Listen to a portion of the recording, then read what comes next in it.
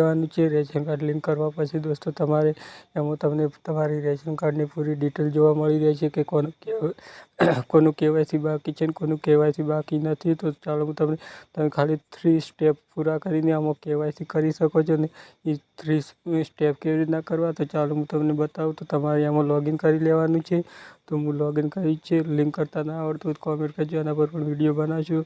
તમને यहाँ पर એક મોબાઈલ અને મોબાઈલની સિસ્ટીનો આધાર અને મોબાઈલ સિસ્ટીનો ઓપ્શન જોવા મળશે। એના પર ક્લિક કરવાનું। તો એના પર ક્લિક કરીને તમારે રેશન કાર્ડ નંબર જોવા મળશે અને આ કેપ્ચા ટાઈપ કરવાનો રહેશે। કેપ્ચા ટાઈપ કરવા પછી દોસ્તો તમને यहाँ પર પૂરી ડિટેલ જોવા મળશે કે કોનું કેવાયસી બાકી છે, કેવાયસી થયેલું છે, કેવાયસી ઓન લખેલું આવશે અને કેવાયસી નહીં થયેલું હોય તો કેવાયસી પેન્ડિંગ લખેલું આવશે। તો તમારે ચાલો આમાં એક નામની કેવાયસી બાકી છે તો તમારે એને કેવાયસી કરવા માટે તમારે બીજા ઓપ્શનમાં આવવું। પછી यहाँ પર તમારે સ્ક્રોલ કરવાનું છે। નીચે તમને મોબાઈલ શેડિંગનું ઓપ્શન જોવા